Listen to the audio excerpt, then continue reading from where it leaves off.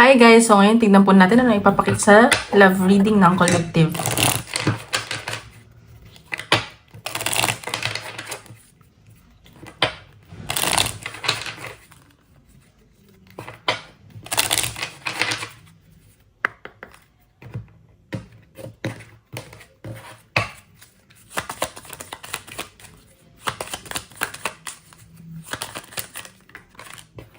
Unplug. So, sa nakikita ko dito, parang gusto mo na mag-disconnect sa person mo and gusto mo na mapag-isa, magbakasyon, pumunta sa mga nature, ganyan.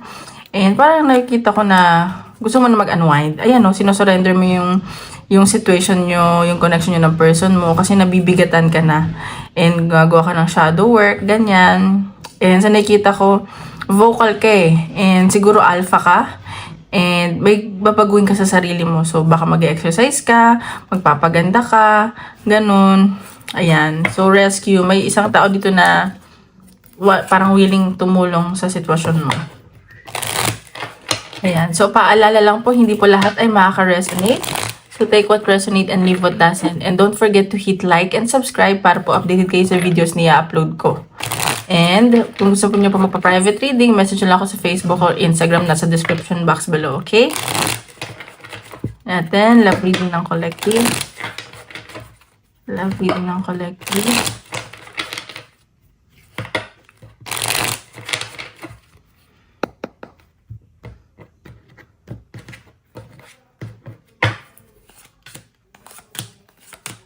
Okay, sa nakikita ko, siguro kayo, friends pa lang kayo ng person na to.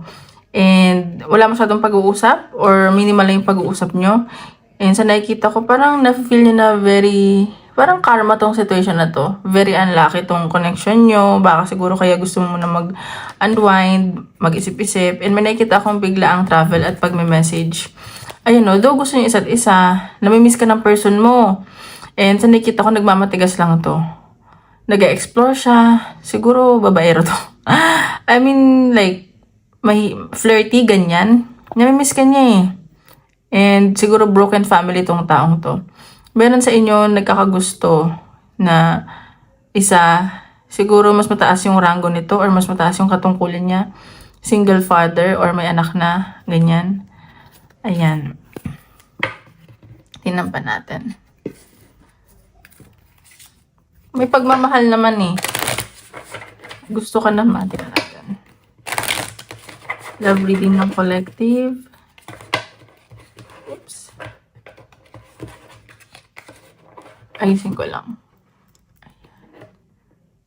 Oops.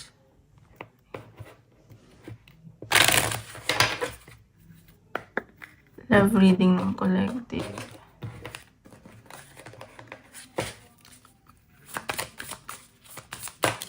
Oops, ayan. So, sa nakikita ko dito, yung person mo kasi busy siya sa finances niya. Yun ang focus niya.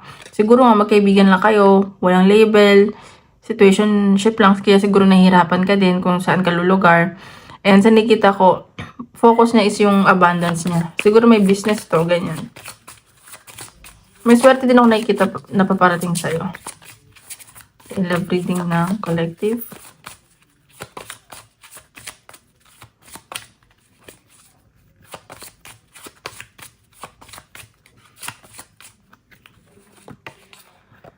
Oh, see? Sabi ko na sa inyo eh, magkaibigan pa lang kayo nitong taong to. And sa nakikita ko, loyal naman to sa'yo. Mapagkakatiwalaan mo. Supportive siya. And siguro ikaw lang yung nag-iisip na babaero siya, ganun. Or marami nagkakagusto sa kanya. Loyal siya sa'yo eh. Loyal tong taong to. Pag naging kayo, magiging loyal to. Siguro nga kaibigan mo pa lang to.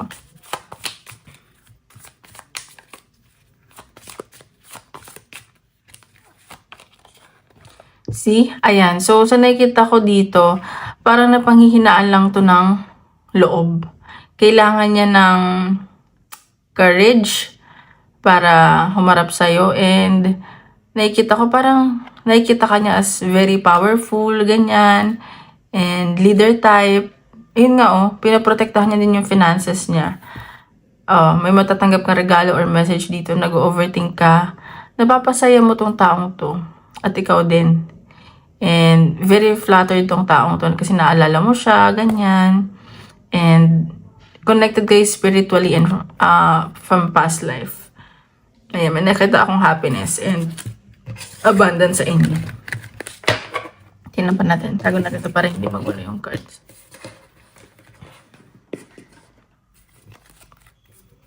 Love reading ng cards.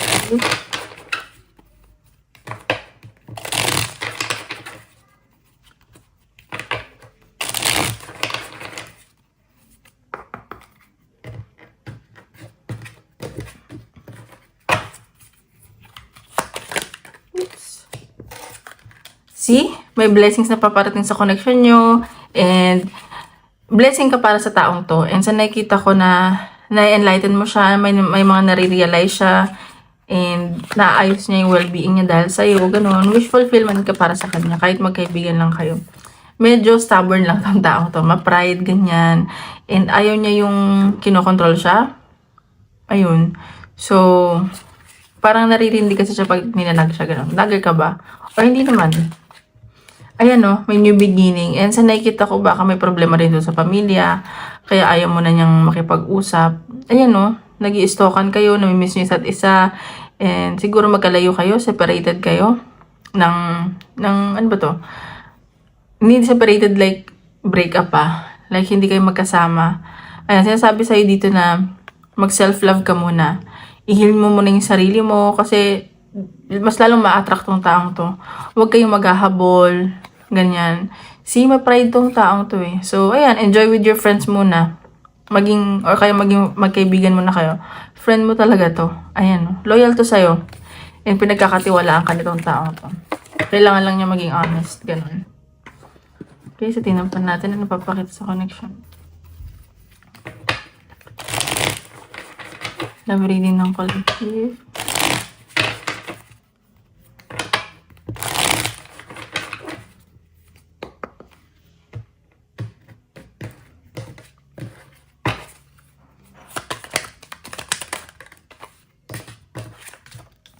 Ayan, Queen of Wands. So, ayan, enjoy ka lang. And dun siya mas na-attract sa'yo. In-enjoy mo yung sarili mo. Parang hindi mo siya kailangan. And nakikita ko, masaya ka naman eh. Maraming blessings. And charismatic ka pagdating sa kanya. Grabe yung charisma mo sa kanya. Dun siya na-attract. Yung nag-enjoy ka lang, ganyan. See? May gusto sa'yo yung taong to. Kung kaibigan mo lang to. And sa nakikita ko mag-offer to, may bibigay siyang message or letter. Baka nahihiya lang as of now. Ayan o. Nahihiya lang to. Nagre-ready lang yan. Ayan. So, 3 of Swords. So, siguro nasaktan na to from the past or ikaw to. Kaya medyo maingat ka na. Ingat ka lang. Baka ma-involve ka sa third party. Ayan o. Inaantay ka nitong taong to. And hoping siya dito sa connection nyo. Nagdadasal to. And gusto niyang i-work out to. Like, kung ano man yung connection nyo, gusto pa niyang palaguin. Medyo nagmamatigas lang tong taong to. E nanghihinayang. May pinagsisisihan kasi to eh. May mga nasabi siguro sa'yo to. And sa nakita ko, mabagal lang tong taong to. Ayan no. Gusto nyo talaga isa't isa. Sumasakit yung ulo nito kakaisip sa'yo. Ang galing. May communication na travel ako nakikita. So, baka magkalayo kayo nitong taong to. Ganyan. So, ayan. Nasasaktan to na magkalayo kayo. So, tingnan pa na, kung anong nafe-feel or intention niya sa'yo.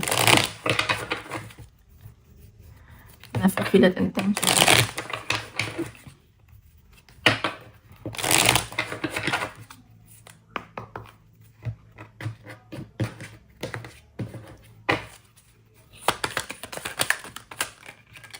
Nine of Pentacles. So, stability. Gusto niya ng stability. And, magbibigay siguro siya ng regalo sa'yo. And nakikita ko, gusto niya na maging maayos yung connection niya. Parang ayaw lang niya ng love, ganyan. Gusto niya may stability. Yung pang forever. So, stuck tong taong to sa connection niyo. Nahihirapan to. Parang hindi siya makawala, ganun. Nag-feel sa'yo ng person. Ayan o, hahabulin ka nitong taong to para mabilisan. Kasi sobrang stuck to sa'yo eh. And kapag siguro pag ayaw mo na, nag-move on ka na, hahabulin ka nito. Ayun o, may binabalanse lang tong taong to. May pinag-iisipan. Baka kasi ano pa siya, yung lifestyle niya, puro date lang. Pero nahihirapan na din siya eh. May celebration ako nakikita sa inyo. Ayan, wow. So, medyo obsessed tong taong to sa'yo. Hindi lang pinapahalata.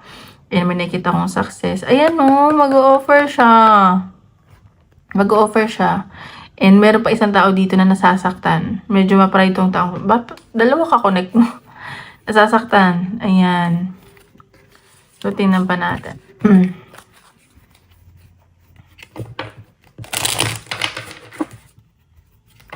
And then,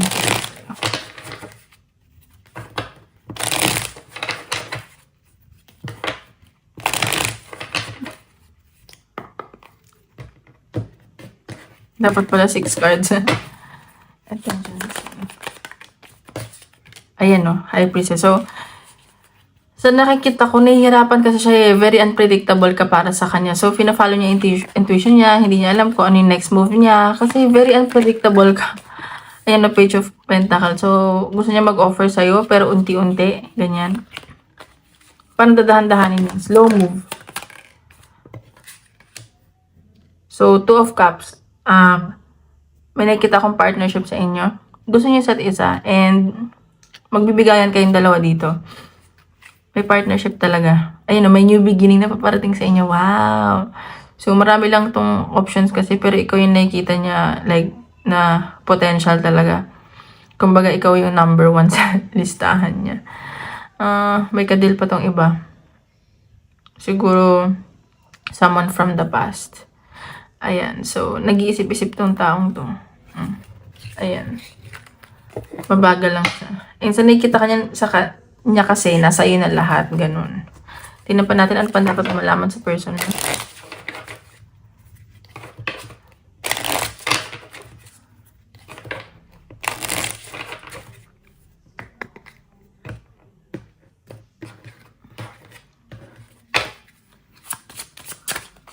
Dapat malaman sa person mo.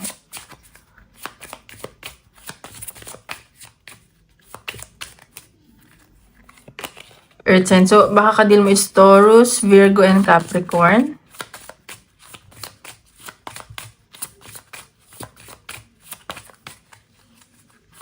Baka isa yan sa, meron yan sa birth chart niya, intimacy. So, ayan, nagre-reminisce siya. So, kahit magkaibigan kayo or kung wala man kayo label, nami-miss niya yung intimacy nyo, na-imagine niya yon ganyan. And very intimate yung taong to pag naging kayo. Super sweet to sa'yo.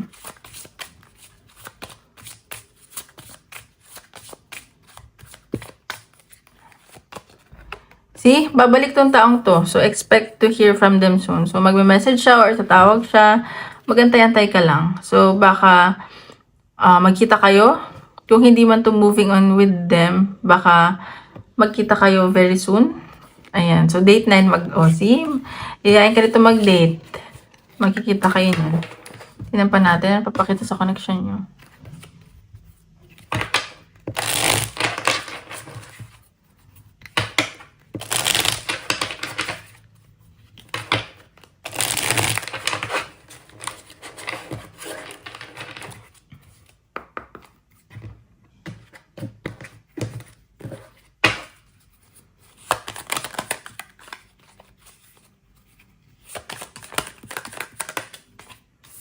Cheating. So, baka nag-cheat to sa'yo or natatakot ka na mag-cheat siya sa'yo.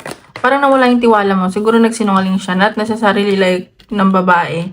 Pero nagsinungaling siya. And sa nakikita ko itong taong to, takot siyang mag-cheat din sa'yo. Ayaw ka niya saktan. Ayaw niya mag-cheat. Ayan, nasasaktan siya. And siya yung, kung ikaw nasasaktan ka, mas nasasaktan siya sa connection nyo, sa situation nyo ngayon. Ayan, no. Parang feeling niya kasi wala ng second chance. Magkaibigan lang talaga kayo, guys. Or influences ito is friends. And meron siyang unhealthy addictions. So, ayan. So, tingnan pa natin ano yung message ay ng person mo. Message ay ng person mo.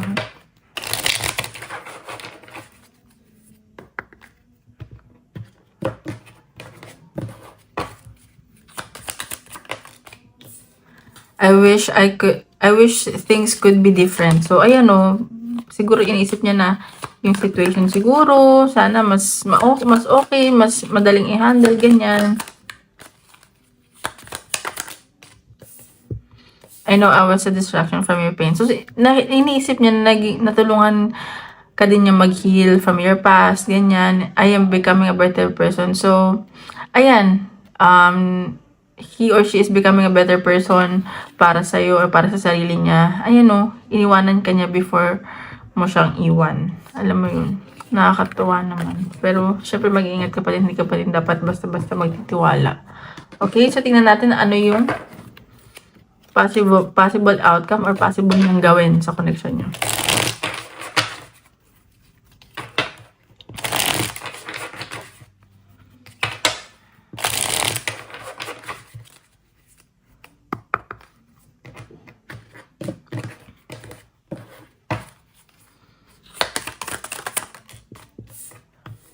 The Empress. So,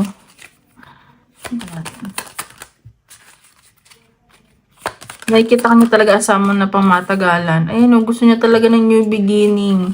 And hoping siya sa connection niyo. 7 of Swords. So, may mga tinatago lang siya sa'yo. Nagsisinungaling, may mga parang ina-avoid siya sa connection niyo. Doon nakikita ka niya as very compassionate and supportive. Like, alam mo yun, nakikita ka niya as someone na mapapakasalan niya. Medyo strict lang siya and very controlling. Gusto niya siya yung kukontrol sa sitwasyon.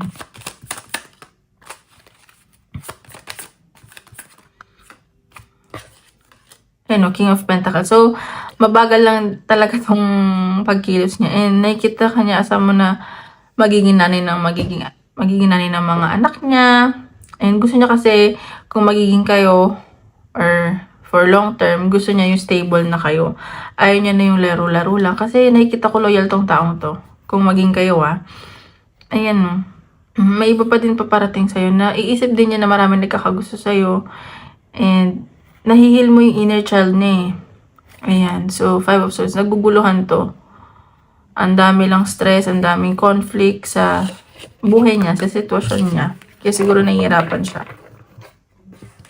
So, tingnan natin. Message sa'yo ni Universe. Message sa'yo ni Universe.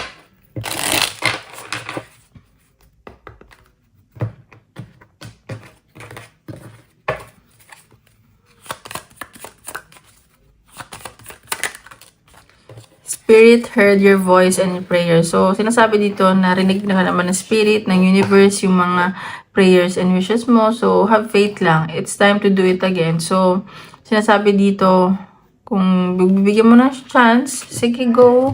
Ganyan. Okay guys, tingnan pa natin. Message ng Universe.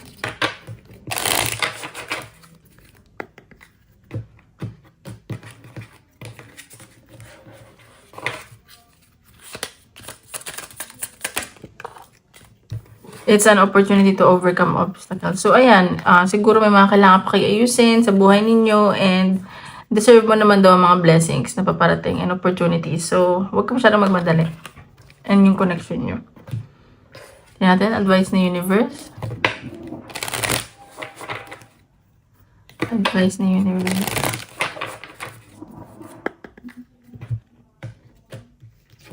Oops.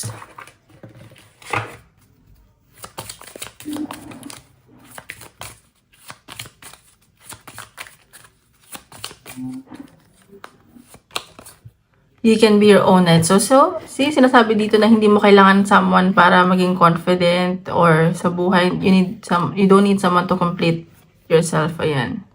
You don't need someone else to fix you. See, i-heal mo muna yung sarili mo. Baka may kailangan ka pang i-heal from your past, inner child, ganyan. So, ayan, enjoy lang life. Okay, isip kayo ng tanong. Tinatid ko na sasagot ni Universe. Tsaka, huwag ka gagamit ng tao para mag-heal. Kasi baka mamaya, another trauma lang. Magkasakitan lang kayo. Kayo rin yung talo. Gets nyo yun? Tingnan pa natin. Isip kayo ng question. Tinatin ko na sasagot ni Universe.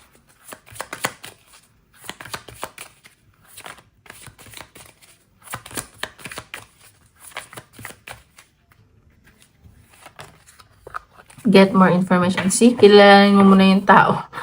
Or, ayan, get more information kung ano man yung katanungan mo. Meditation brings answers. So, mag-meditate ka, magdasal ka, mag-ask ka ng sign, ng help, ng guidance. So, ayun lang guys. Maraming salamat po.